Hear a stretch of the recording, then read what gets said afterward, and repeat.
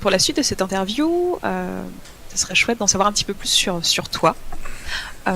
Est-ce que tu as un parcours professionnel qui est dédié au monde du livre, ou est-ce que tu es vraiment un complet autodidacte? Non, je n'ai rien à voir avec le monde du livre, je suis comptable de profession. Donc absolument, mais absolument rien à voir avec les univers de l'écriture. D'accord. Voilà, ça se fait comme ça, c'est plus par passion, c'est vraiment un loisir.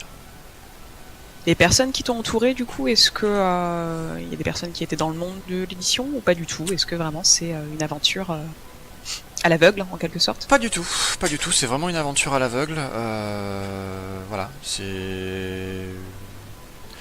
les gens qui m'entourent et qui sont là-dedans, qui sont avec moi dans cette aventure, c'est des amis, c'est des gens que j'ai rencontrés voilà, dans le milieu professionnel, sur les jeux, des choses comme ça. Et personne n'est dans le monde de l'édition. Ok. Est-ce que toi, il y a un livre que tu aurais aimé écrire? Si ce n'est le tien, forcément, un autre livre. Ah voilà, c'est vrai que c'était une des questions qui était dans le questionnaire que j'ai rempli tout le mois de février. C'est voilà, moi mon livre référence, c'est Magicien, le livre de Raymond Feist, que j'adore. Voilà, j'ai été très longtemps fâché avec la lecture, puisque moi je suis resté bloqué en fait sur tout le système scolaire où on fait lire des grands classiques. Et moi les grands classiques, ça me gonfle. Voilà, je veux dire, quand on me faisait lire Zola, choses comme ça, c'était une torture. Je lis très très lentement. J'ai une petite dyslexie, donc je lis très lentement. Et c'était vraiment pas un plaisir en fait. Et j'ai découvert cet auteur par hasard. Voilà, je me baladais dans une librairie.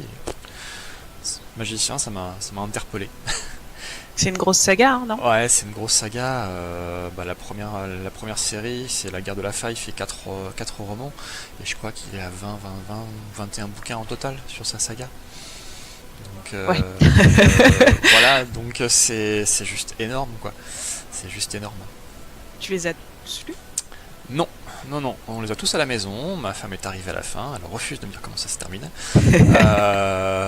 Mais non, j'en ai lu, je dois en avoir lu, 7-8 je crois. Ah, c'est déjà pas mal.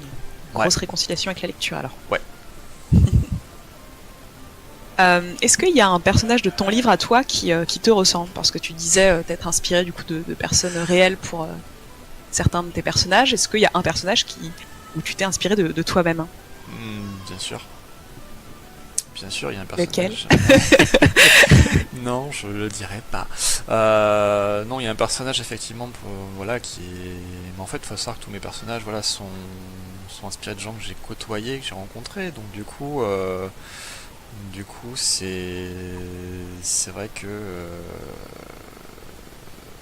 ça ressort en fait voilà, forcément mon personnage faisant partie de groupes de gens, c'est un peu le lien entre certains personnages. Donc voilà, le personnage dont je me suis inspiré par rapport à moi, par rapport à toute mon histoire, c'est Cass. Voilà, c'est. Ok. Je suis pas très surprise, mais ok.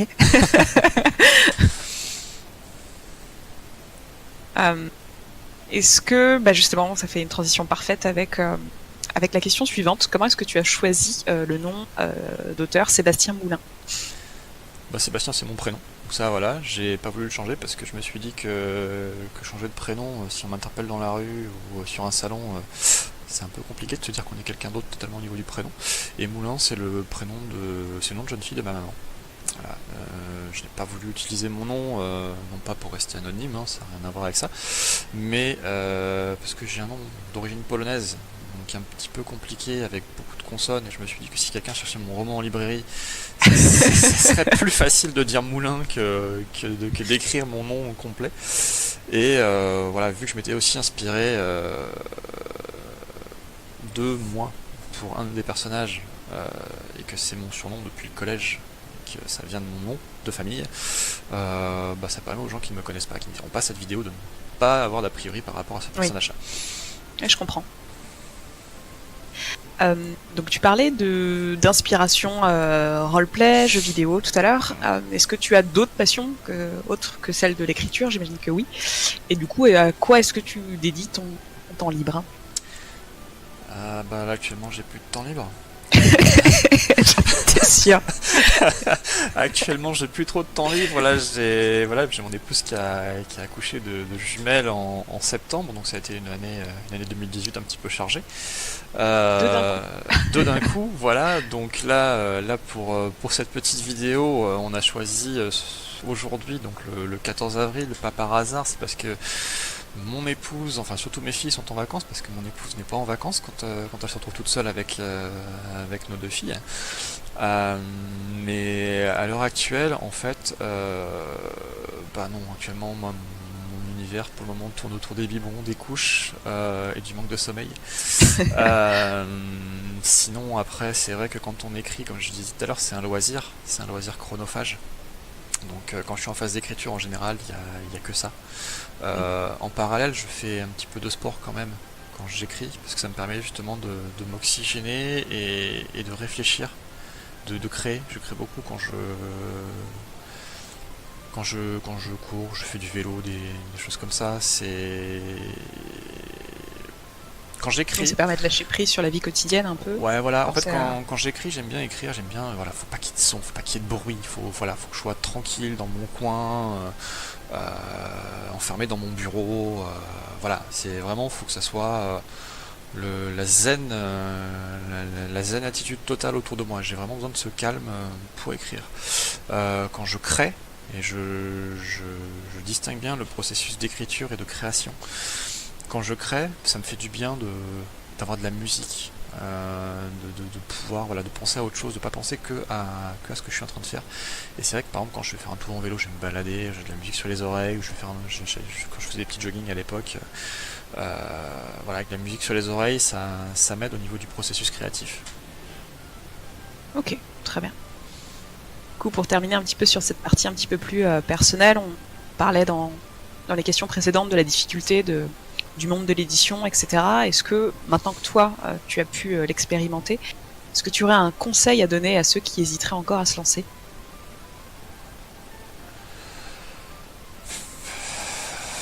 Des conseils, il y en a plein.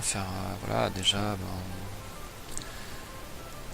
être fier de ce que vous faites, être fier de ce que vous avez terminé, être patient, très patient, ça demande beaucoup de patience. Comme j'ai dit, moi, entre le moment où j'ai terminé la première version du bouquin et le moment où une maison d'édition m'a dit oui, il s'est passé quasiment 2 ans et demi. Donc voilà, donc c'est très long. Toujours tout vérifier.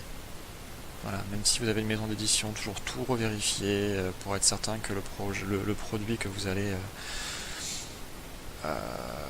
allez proposer aux gens correspond à ce que vous voulez. Voilà, c'est vraiment pas vous décourager. Et maintenant, on sait qu'on est dans un monde où même sans maison d'édition, vous pouvez aussi trouver des moyens de vous éditer vous-même. Voilà, il y a plein de gens qui ont fait ce choix-là aussi. Ça peut être par choix. Voilà, c'est vraiment... vous découragez pas et faites-vous plaisir. Le principal, c'est vraiment de se faire plaisir. Moi, c'est vrai que l'écriture, c'est devenu un loisir et un plaisir. Partager ça avec mes proches, dans un premier temps, ça a vraiment été... je m'attendais vraiment à être... Quand j'ai commencé l'écriture, je pensais vraiment que ça allait être quelque chose qui allait m'isoler. Et en fait, pas du tout. Pas du tout. Moi, j'en ai beaucoup parlé avec mes proches et du coup, j'ai beaucoup échangé avec des amis et je me suis vraiment rapproché de gens que j'avais perdu de vue grâce à ça. C'est chouette. Ouais, voilà. Et même là, maintenant, en fait, le fait d'être édité maintenant et que ce soit parti, ça m'a permis de fédérer d'autres personnes autour de moi. Toi, par exemple, avec qui je partage ce petit moment cet après-midi, qui m'a aussi fait mon intro. Oui. Voilà. D'autres personnes, bah voilà, Fifi que j'ai rencontré sur Bug Desert l'année dernière et avec qui je bosse sur le site internet. Euh, j'ai le graphiste, hein, la personne qui est coupable de ça là, ouais, de cette couverture. Voilà, tu le vois pas, Ariane, mais je suis en train de monter la couverture à la caméra. Voilà. Ouais, j'imagine. Donc qui est coupable de ça, voilà, qui est québécois. Et voilà, comme quoi, bah voilà, j'ai rencontré quelqu'un sur les jeux vidéo qui était au Québec. Et quand j'ai commencé, enfin quand j'ai été édité, il me dit, tiens, si t'as besoin de quelqu'un pour écrire, pour faire ta couverture, je connais un graphiste. Du coup, voilà, bah, il m'a présenté Steven, avec qui j'ai vraiment sympathisé, et qui m'a fait cette couverture dont je suis très content, dont je suis très fier. Et voilà, c'est vraiment, moi qui pensais m'isoler, ça a vraiment été une ouverture sur les autres. Donc voilà, laissez-vous porter par votre passion, faites-vous plaisir, et vous allez voir, ça, c'est vraiment Ça super vaut le coup. agréable. Ouais, ça, non, ça vaut vraiment le coup. Ça vaut vraiment le coup.